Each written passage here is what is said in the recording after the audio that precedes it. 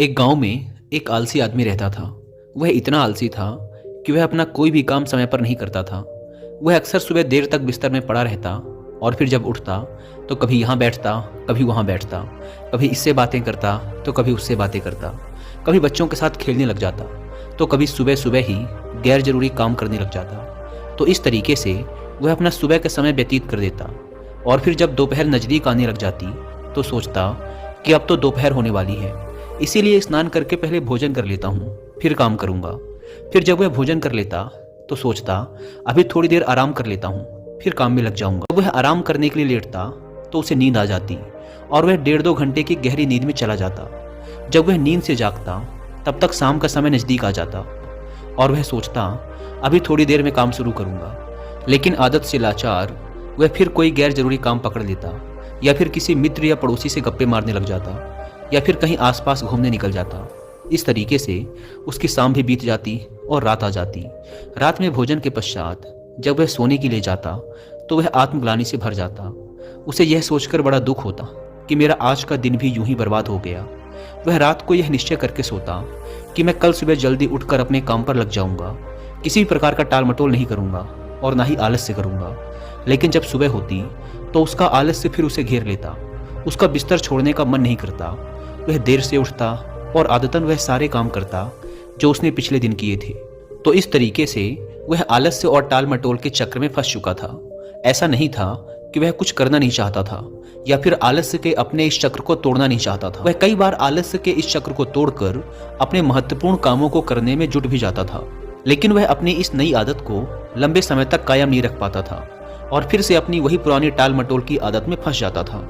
उसके इस आलस्य और काम को टालने की आदत से उसके साथ साथ उसके घर वाले भी बहुत परेशान थे, क्योंकि वह उन कामों को भी टालता रहता था जिससे उसका घर चलता था। खेती उसकी आय का एकमात्र स्रोत थी, लेकिन वह खेती के कामों में भी टाल मटोल करता रहता था। वह ना तो समय पर जुताई बुवाई करता, ना ही फसलों की सही से देखभाल करता और ना ही समय पर फसलों को पानी देता, जिससे उसकी फसल औरों के मुकाबले कम होती थी और वह उससे उतनी आय नहीं कर पाता था जिससे उसके घर का खर्च आसानी से चल सके।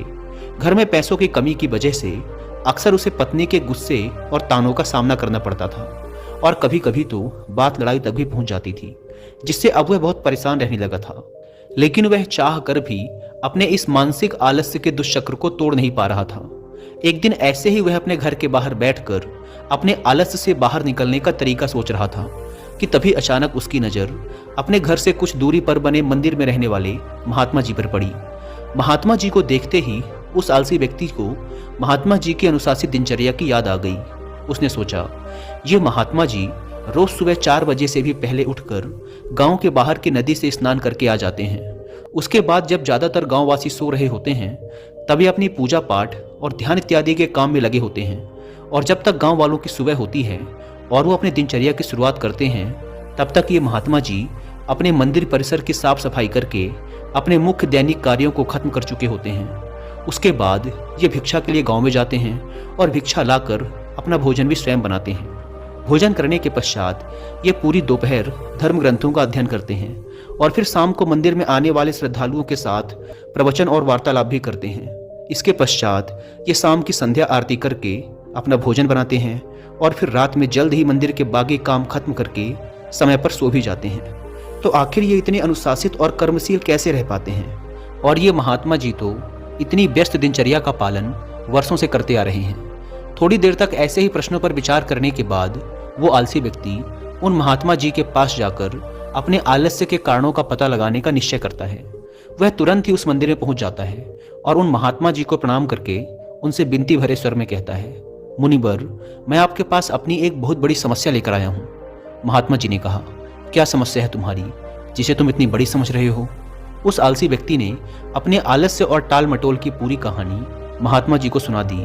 उसने कहा, मुनिवर, मैं बहुत आलसी हूँ और काम को टालता रहता हूँ।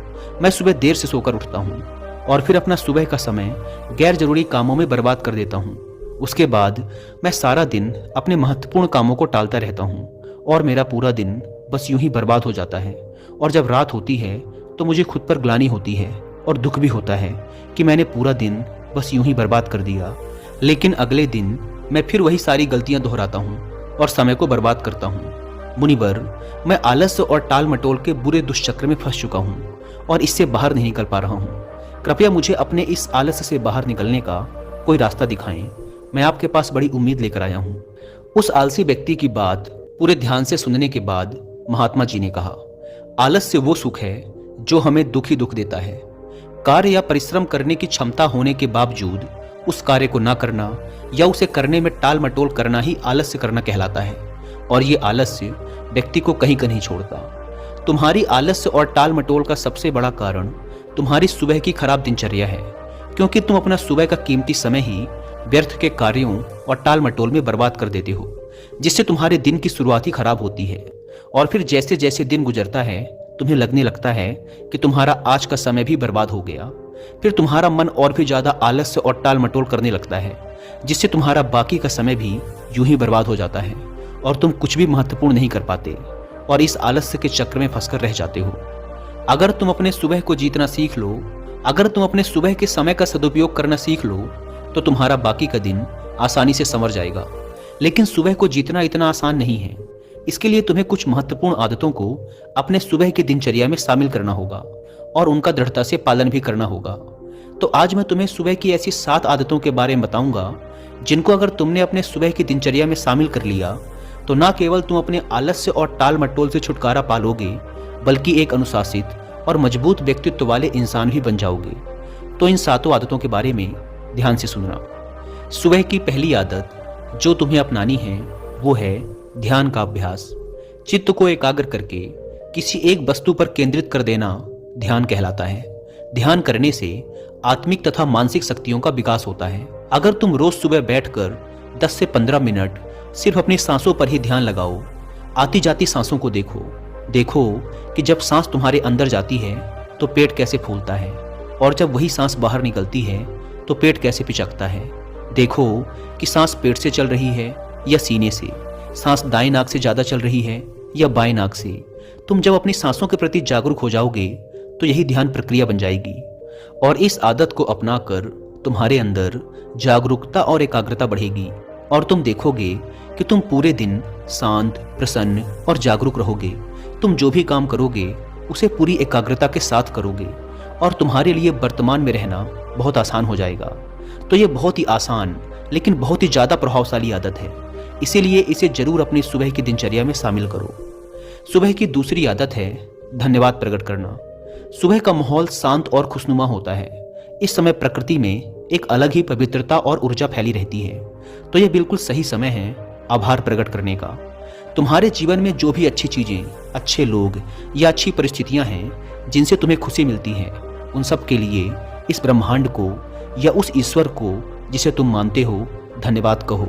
ये सब तुम्हें देने के लिए उसका आभार प्रकट करो। जब हम अपना दिन धन्यवाद के भाव से शुरू करते हैं तो सारी बाधाएं अपने आप हटने लग जाती हैं और नए अवसरों के द्वार खुलने लग जाते हैं। फिर हम शिकायत के प्रति नहीं बल्कि कुछ बनने और कुछ करने के प्रति आकर्षित होते हैं। धन्यवाद के भाव से भरे व्यक्ति के अंदर से नकारात्मक विचार और दुख खत्म होने लगते हैं और वह अपनी सफलता के लिए नए रास्ते खोजने लगता है। आभार प्रकट करने से मन में सकारात्मकता और खुशी का स्तर बढ़ता है, जिससे मानसिक रोग और मानसिक विकार दूर होने लगते हैं। जीवन से असंतोष और कमी की जो भावना होती है वह सारी खत्म हो जाती है। ब्रह्मांड से जितनी भी चीजें मिली हैं उसके प्रति हमारे मन में धन्यवाद का भाव होने से हमें खुशी मिलती है। उसके बाद खुशी की ये तरंगें हमसे निकलकर पूरे ब्रह्मांड में फैलने लगती हैं। खुशी की ये तरंगें हमसे मिलकर आसपास के वातावरण में भी फैलने लगती हैं, जिससे हमारे साथ साथ पूरा ब्रह्मांड खुश हो जाता है। साथ ही आभार प्रकट करने से हम अपने आसपास के लोगों के प्रति हमेशा धन्यवाद से भरे रहते हैं, जिसकी वजह से लोगों की नज़र में हमारी जो छवि होती है वह अच्छी हो जाती है। लोग हमको एक अच्छे और भले इंसान के रूप में देखने लगते हैं। इससे यह होता है कि जो भी हमसे मिलता है वह हमारा दोस्त बन जाता है और हमको पसंद करने लगता है। संक्षिप्त में कहें तो रोज धन्यवाद प्रकट करना जीवन में सुख, शांति और समृद्धि के द्वार खोल देता है। इसी तरह तीसरी आदत है व्यायाम। व्यायाम यानी कसरत करना बहुत ही जरूरी है। अपनी सुबह की दिनचर्या में व्यायाम या योगासनों को शामिल करना व्यक्ति को चमत्कारिक रूप से बदल कर रख देता है। नियमित रूप से व्यायाम करने से व्यक्ति का मन बहुत ही प्रसन्न और उत्साहित रहता है। दिन भर शरीर में ऊर्जा बनी रहती है। शरीर मजबूत और आकर्षक बनता है। खाया पिया शरीर पर लगता है। एक नियमित रूप से व्यायाम करने वाला व्यक्ति लोगों की भीड़ में भी सबसे अलग नजर आता है। व्यायाम शरीर की कमजोरी, जकड़न और थकान को दूर करके व्यक्ति के आलस्य को खत्म करता है। साथ ही यह व्यक्ति को अनुशासित भी बनाता है। व्यायाम करने से मानसिक तनाव और चिंता में कमी होती है, क्योंकि ज़्यादातर व्यक्तियों को अधिकतर चिंता तो अपने शरीर और स्वास्थ्य को लेकर बनी रहती है। लेकिन व्यायाम करने से व्यक्ति का शरीर स्वस्थ बना रहता है, इसीलिए उसकी चिंताएं और परेशानियां भी कम हो जाती हैं। तो तुम्हें अपनी दिनचर्या में व्यायाम को जरूर शामिल करना चाहिए, और वो भी कम से कम 30 मिनट रोज। सुबह की चौथी महत्वपूर्ण आदत है अच्छी किताबें पढ़ना। दुनिया में जितने भी महान और सफल लोग हुए हैं, उन सब में एक आदत होती है कि वो सभी अच्छी किताबें पढ़ने के शौकीन होते हैं। वो अपने काम या शौक से जुड़ी किताबें पढ़कर लगातार कुछ नया सीखते रहते हैं, जिससे वो दूसरे लोगों की तुलना में बहुत आगे निकल जाते हैं। किताबों को पढ़ना भी एक ध्यान है। जब हम अपनी मनपसंद किताबों को पढ़ने में इतना खो जाते हैं कि हमारा अपनी आसपास की घटनाओं पर ध्यान ही नहीं रहता, तो यह भी एक ध्यान प्रक्रिया बन जाती है। इसीलिए जिन लोगों को ध्यान करने में समस्या होती है, उन्हें अपनी मनपसंद किताबें पढ़नी शुरू कर देनी चाहिए। किताबें पढ़ने के बहुत से फायदे हैं, जैसे इससे एकाग्रता बढ़ती है, दिमाग तेज होता है, तनाव कम होता है, जानकारी बढ़ती है, बात करने, बोलने और लिखने की कला विकसित होती है, कल्पनाशीलता बढ़ती है, याददाश्त बढ़ती है, अच्छी नींद आती है, अकेलापन दूर होता है और ये हमें एक बेहतर इंसान बनाती हैं। इसीलिए तुम्हें हर दिन सुबह या रात में सोने से पहले किताबें जरूर पढ़नी चाहिए। सुबह की 5वीं आदत है लक्ष्य निर्धारित करना। सुबह सुबह हमारा मन ज़्यादा शांत और स्पष्ट होता है।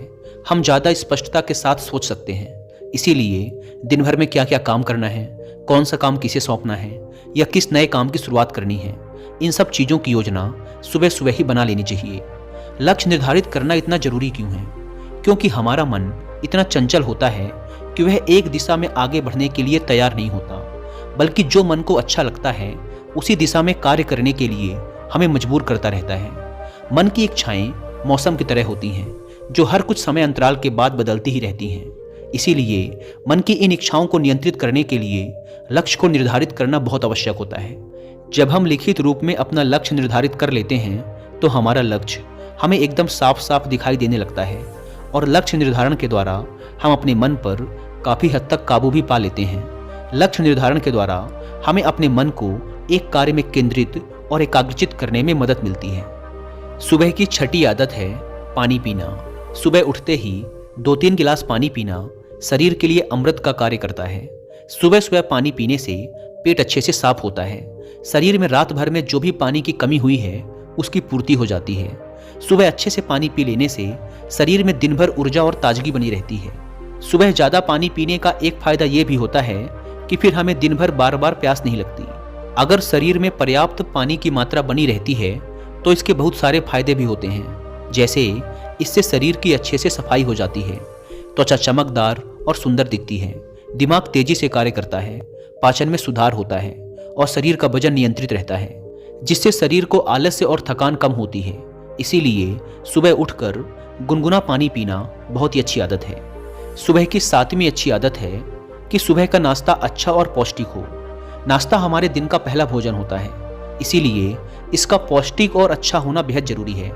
अगर हम सुबह सुबह ही ज़्यादा भारी, तेल युक्त या कोई ऐसा नाश्ता कर लेते हैं जो हमारे शरीर के लिए अच्छा नहीं है, तो हमें सुबह सुबह ही भारीपन और आलस्य महसूस होने लगता है, जिससे हम अपने कामों पर सही से ध्यान नहीं दे पाते।